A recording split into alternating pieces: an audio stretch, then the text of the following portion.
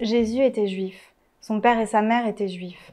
Les juifs assassinés sont la chair de notre chair. Quiconque fait du mal aux juifs s'attaque au Christ lui-même.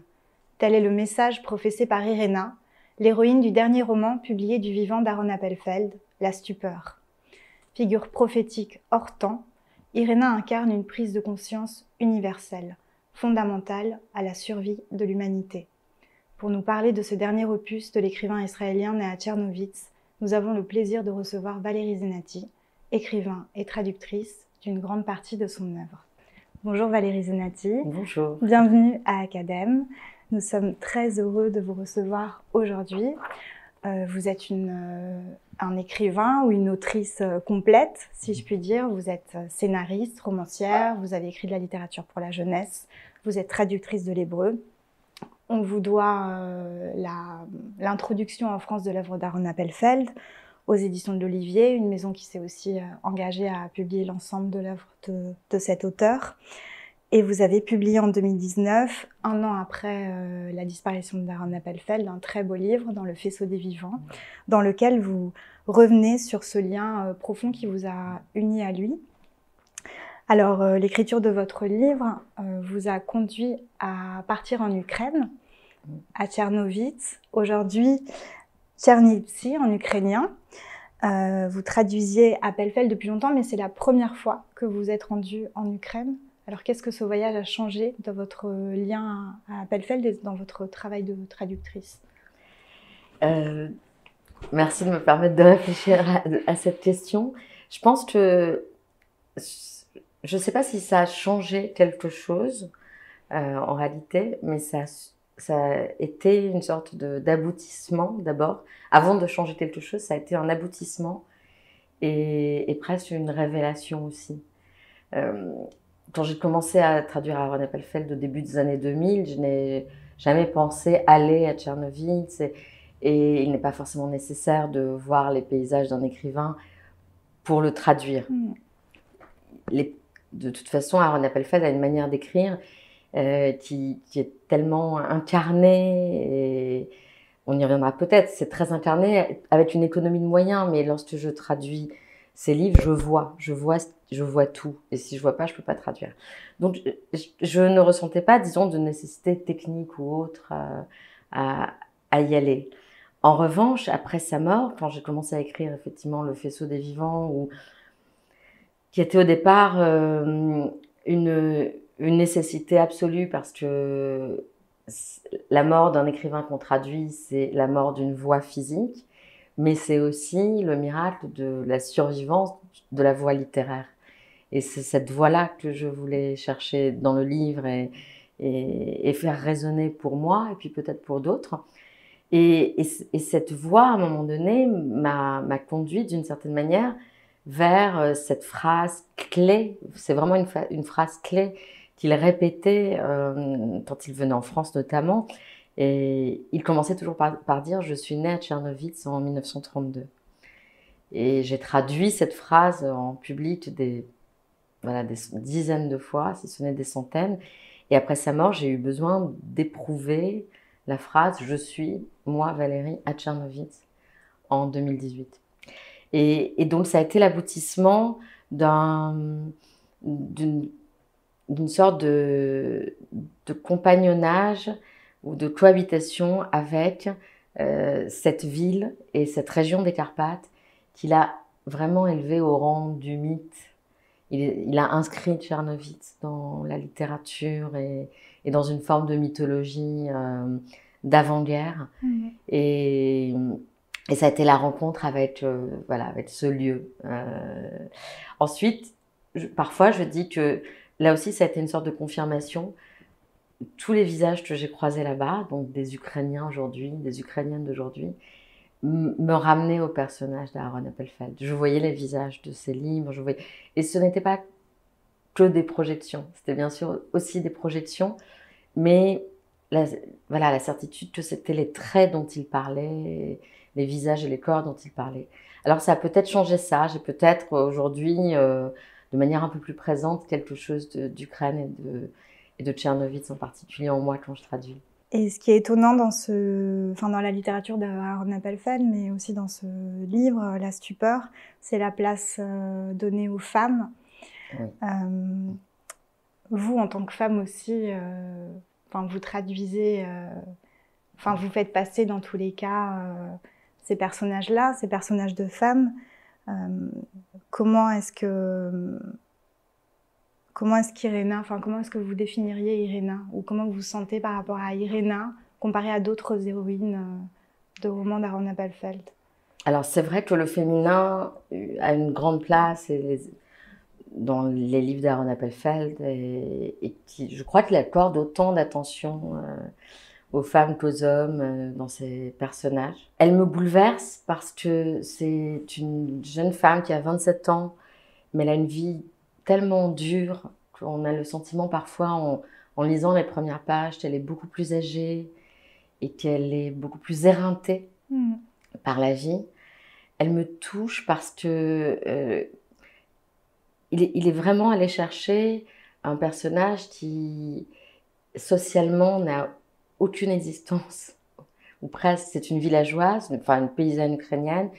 Elle vit dans un petit village, elle s'est mariée.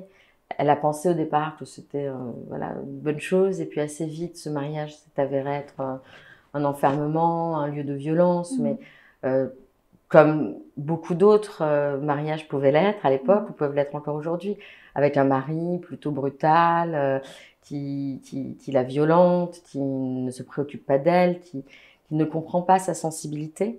Par exemple, il y a un moment au début du livre où elle raconte que les vaches la mort des vaches, et elle raconte sa tristesse d'avoir vu ces animaux qui lui étaient si familiers morts, et son mari ne la comprend pas du tout. Bon, ça c'est un petit exemple parmi d'autres, mais qui raconte beaucoup de choses sur elle et sur la façon dont elle vit. C'est-à-dire qu'Irena, malgré tout, je dis malgré tout parce qu'on sent que c'est un être qui n'a pas reçu beaucoup d'amour.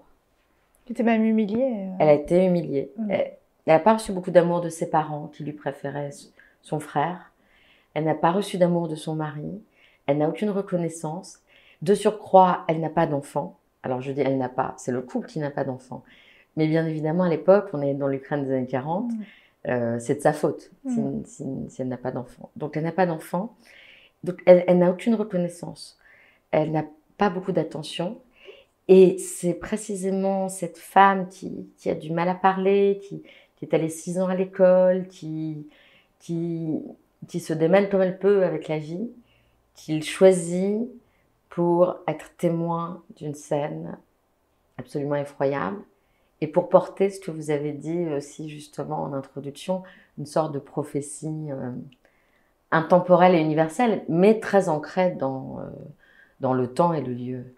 Et j'aime profondément Irena. Si je devais résumer, je l'aime profondément. Je l'aime comme quelqu'un à qui j'ai envie d'ouvrir ma porte et que j'ai envie d'écouter et de réconforter. Et la stupeur d'Irena, de quelle nature est sa stupeur? Cette scène, c'est une scène qu'elle ne s'explique pas immédiatement, et de là vient la stupeur. Un matin, alors que son mari est parti au travail, à son grand soulagement, parce que sa présence est très oppressante pour Irena, voilà, elle se rendort, elle a mal à la tête, elle a mal au ventre, il y a quelque chose de douloureux chez elle. Et puis elle entend un bruit inhabituel, elle se penche à sa fenêtre, et là, il y a vraiment une sorte de tableau qui se dévoile, et une scène, une vraie scène, mais qu'elle ne comprend pas. Elle voit les Katz, donc la famille d'épiciers juifs voisins de sa maison, alignés devant leur porte. Et elle ne comprend pas. Et elle va le dire à plusieurs reprises, mais qu'est-ce que c'est que ça? Elle ne comprend pas pourquoi ces gens sont alignés au lieu de travailler. La journée a commencé, ils devraient être déjà à l'épicerie, en train de travailler. Pourquoi sont-ils alignés? Elle dit, mais on n'aligne jamais les gens comme ça. Et assez vite, il y a un gendarme qui sort des fourrés et qui les tient en joue et qui dit « Ordre des Allemands ». Et donc la première stupeur, ou la naissance de la stupeur, c'est vraiment dans cette scène qu'elle ne comprend pas. Pourquoi aligne-t-on des gens devant chez eux? Alors, le lecteur a peut-être un temps d'avance sur elle, évidemment. Et Aaron Appelfeld, qui était un maître de l'implicite, s'adresse aussi à ce que le lecteur devine du contexte, puisqu'on est en Ukraine et on devine qu'on est dans les années 40 et tout c'est un ordre des Allemands. Mais Aaron Appelfeld, lui, reste avec Irena. Il ne donne aucune explication. Et on entre avec elle dans cette stupeur qui va déboucher vers de l'effroi. Parce que là où d'autres peut-être chassent la stupeur ou la mettent sous le tapis, elle n'y arrive pas finalement. C'est ce qui la rend humaine. Tout à fait, tout à fait.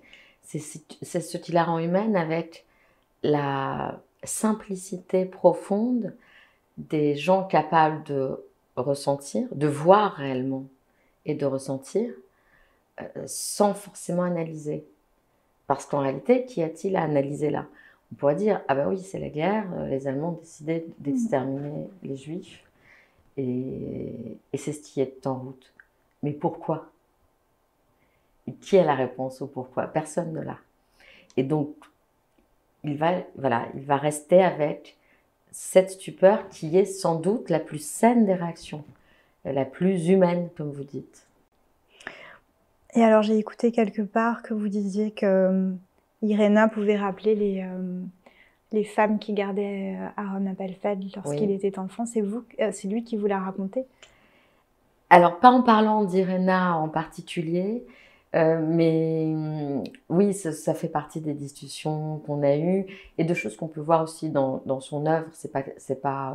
Je ne dévoile pas quelque chose qui serait uniquement personnel ou intime.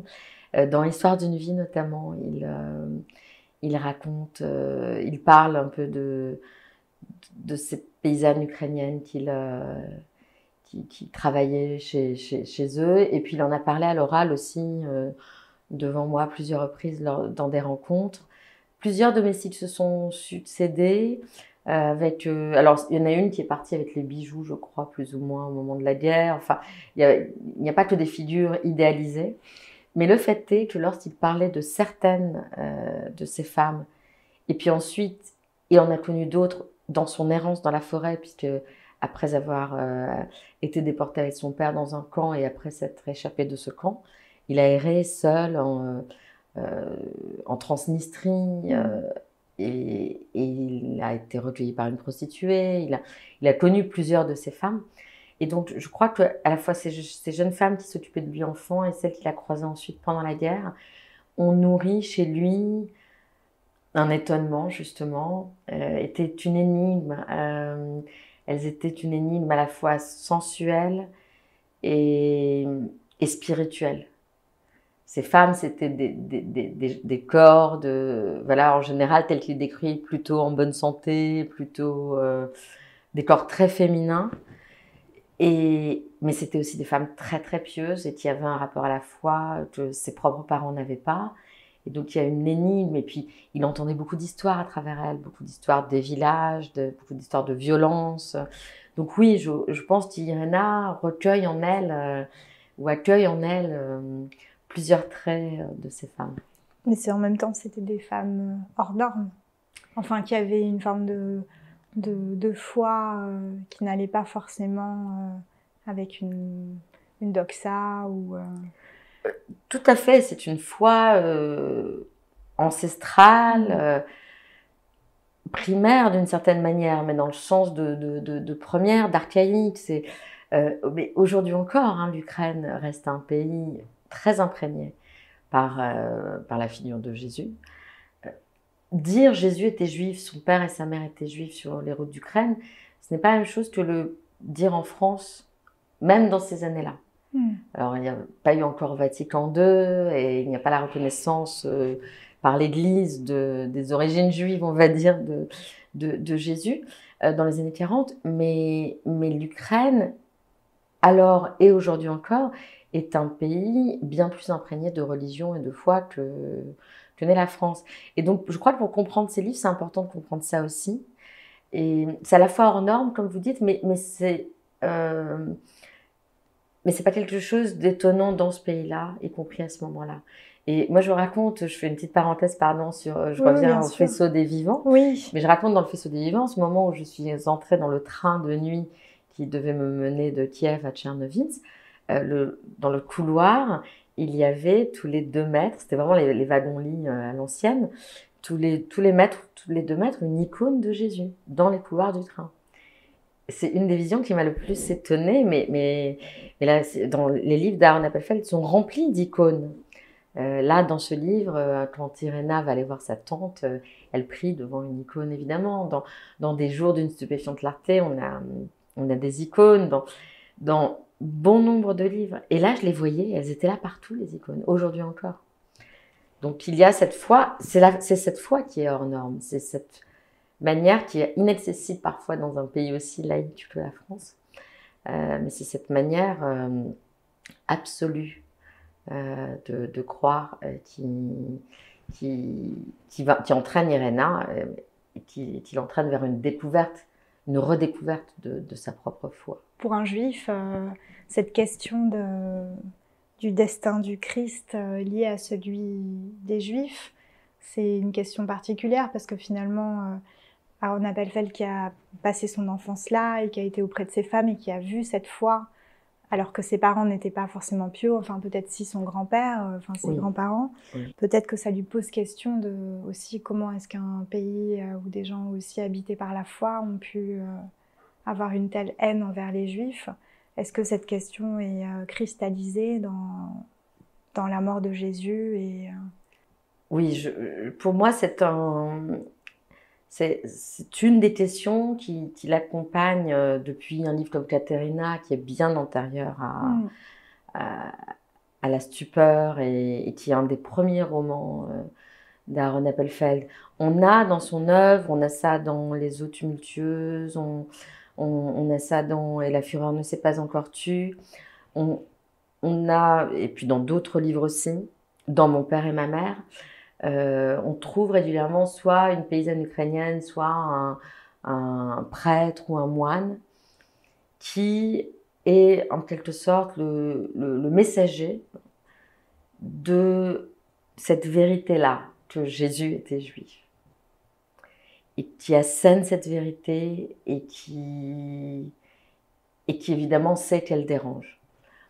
Pour moi, voilà, cette question qui est une des 100 questions, je ne sais pas combien de questions traversent l'œuvre d'Aaron Appelfeld, mais une des multiples questions qui traversent, a atteint avec ce livre un sommet qui est extraordinaire sur le plan littéraire et sur le plan, je ne sais pas si c'est théologique, mais en tout cas sur le plan littéraire, dans cette manière de poser cette question et de ramener, c'est ce que fait Irena en tout cas, et c'est ce que fait sa tante Yanka, de ramener le christianisme à la question de l'amour, qui est censé être le message universel du Christ et du christianisme, et qui pourtant est totalement, voilà, non seulement dénaturé, mais piétiné, et qui s'est retourné bien plus en haine qu'en amour. Et donc là, c'est Irena à travers lui, ou lui à travers Irena, qui pose cette question, mais en quelque sorte, où est l'amour en fait? Et enfin ça c'est la question sous-jacente, où est l'amour? Où est l'amour de cette religion chrétienne? Et en disant Jésus était juif, son père et sa mère étaient juifs, oui, elle dit une vérité qui devrait protéger les juifs puisqu'ils sont les descendants du Christ. il y a peut-être aussi une résonance avec son ami polonais Leigh Brochman. Il a écrit la préface 1 an après la mort de Leigh Brochman de « À pas aveugle par le monde ». Oui. Et Leigh Brochman, dans ce livre, a des mots très durs pour le christianisme. Dans tous les cas, il parle d'une fête de Pâques, une Pâques chrétienne où les chrétiens, enfin en tête du cortège, il y a le juif crucifié, et puis ses fidèles qui vont se jeter sur des juifs qu'ils ont sanctifiés et qui vont sacrifier finalement. Et il dit que les juifs doivent être sauvés de leur propre, de la sacralisation des chrétiens.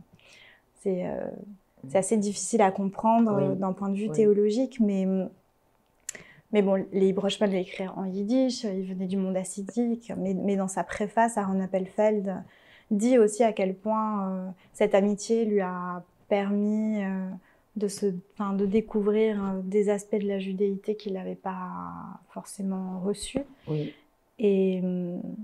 Et bon, c'est étonnant qu'il revienne à la fin encore sur cette question qu'il partageait peut-être avec son ami. Oui, tout à fait. Je sais pas, enfin, je suis pas plus autorisée que vous à parler de cette relation parce que je n'en ai pas été témoin, mais je sais que c'est quelqu'un qui a beaucoup compté pour lui. Je sais qu'un de ses livres, j'ai pas mais est dédié à Alan Ruchman et qui lui a transmis aussi des chants yiddish, enfin des chants pas yiddish, des chants de la chassidoute de Proussov, qui est une chassidoute qui a été des Carpates, qui a été quasiment entièrement décimée, et donc il lui a transmis ces chants-là aussi.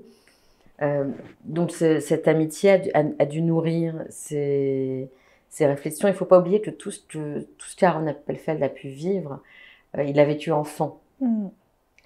Donc, sans les moyens de l'analyser, sans les moyens de le comprendre, mais en ayant une capacité de capter, d'être imprégné de vision. Il partait toujours de vision. Et il parlait de vision. L'écriture, pour lui, était une façon de faire surgir les visions, ou en tout cas de les convoquer. Et donc, dans ces visions, il y a la source pour lui de ses romans, de la littérature, mais c'est bien sûr accompagné, enfin, cette source-là, c'est enrichi de relations, de lectures, et sur la question du christianisme.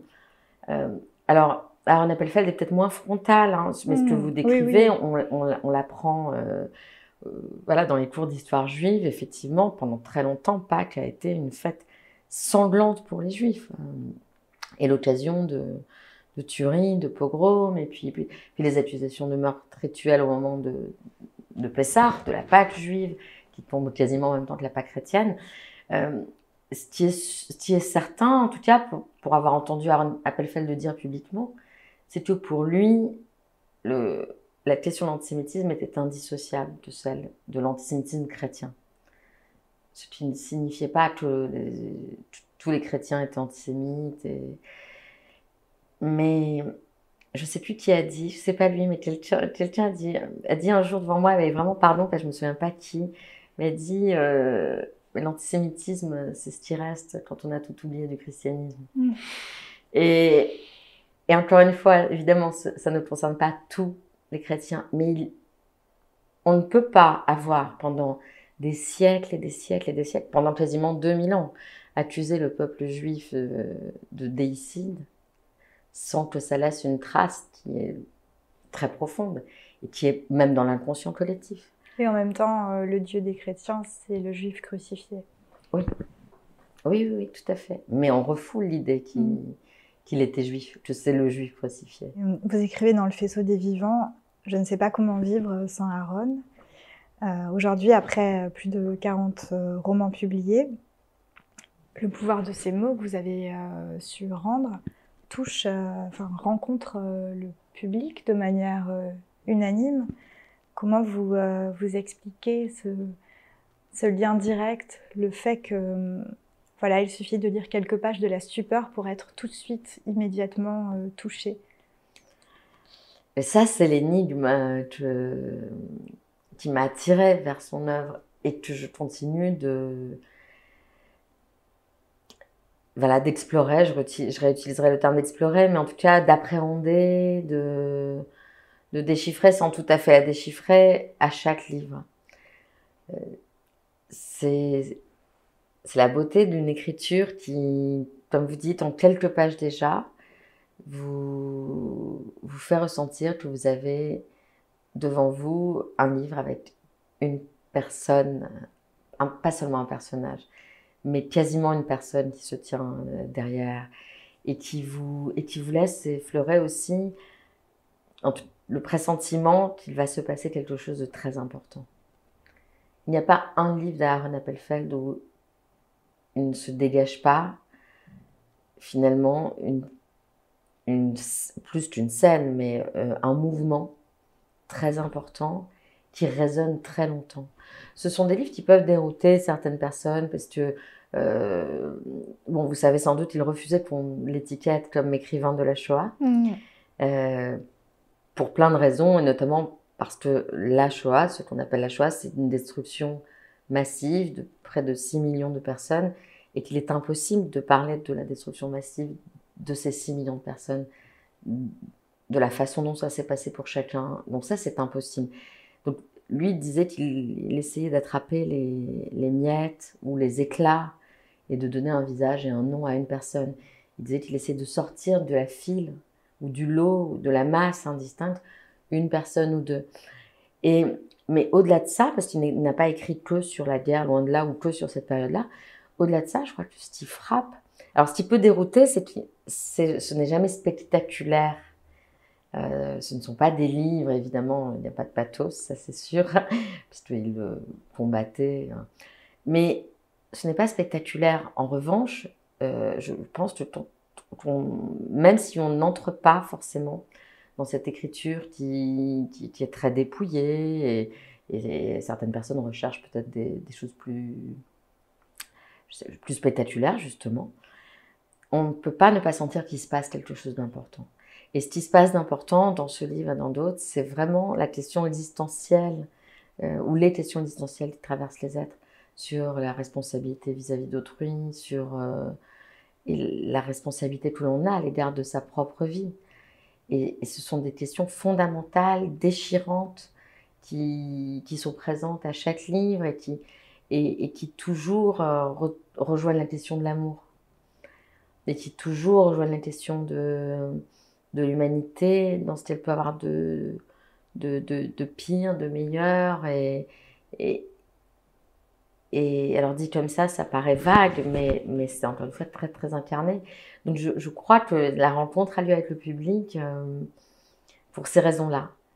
Il y a une forme de recueillement aussi, peut-être, parce que ce dépouillement conduit à une sorte de silence qui est rare à atteindre dans un texte littéraire. Oui. Oui, il parle d'ailleurs du silence oui. Dans une interview. Est-ce que vous l'avez touché, ce silence, avec lui, ou même dans votre propre travail d'écriture? C'est étonnant, disons qu'après 40 livres écrits et à son âge, il produise un texte qui semble vraiment premier, en quelque sorte. Oui, alors c'est un texte qui est très fort parce qu'il tisse, c'est vraiment une sorte une broderie avec un motif qui revient et qui est changeant à la fois, mais il tisse les motifs de la condition féminine, du christianisme face au judaïsme, de l'extermination des juifs, de la nature. Tout ça est tissé très finement. Ce n'est absolument pas un livre de plus, c'est un livre à part entière. Et s'il n'avait écrit que ce livre-là, ça aurait été une grande œuvre. On aurait dit, enfin moi j'aurais dit l'œuvre d'Aaron Appelfeld. Bon, il a écrit plus de 40 livres. Il disait très souvent qu'il n'en était qu'au début. Et je dis souvent que ça pouvait paraître une coquetterie et que ça ne l'était pas du tout. Il a écrit jusqu'à ses derniers jours. Il voulait écrire encore. Il était dans une quête qui était bien plus vaste que ce qu'il a pu écrire. Et pourtant, il a écrit énormément. Et il a vraiment fait œuvre. Mais il contenait en lui une telle somme de visions et de questions associées à ces visions et de visages et d'événements qui plongeraient n'importe qui dans la stupeur, mais ce n'était pas un événement, ce n'était pas deux, ce n'était pas 10, c'était des centaines. Il s'est imprégné de tout ça. Je pense qu'il avait en lui la matière de plusieurs centaines de livres. Après, voilà, l'œuvre est tout de même là, même si, de son point de vue, elle est inachevée, et c'est très beau qu'elle soit inachevée.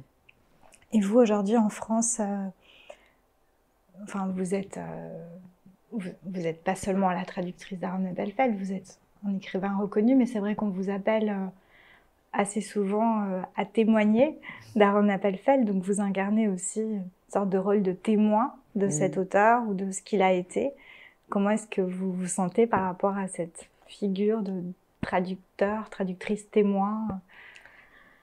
Je me sens pleine de gratitude et très heureuse aussi parce que ça fait partie de moi maintenant. J'ai commencé à traduire en 2003, donc ça va faire 20 ans. Et 20 ans, c'est quand même beaucoup dans ma vie. C'est un peu moins de la moitié, mais quand même. Donc ça fait vraiment partie de moi en fait. Ce qui fait partie de moi, c'est d'être à certains moments, de monter en première ligne pour accueillir son livre, un de ses livres, recueillir, percevoir ce que j'entends et le transmettre à d'autres.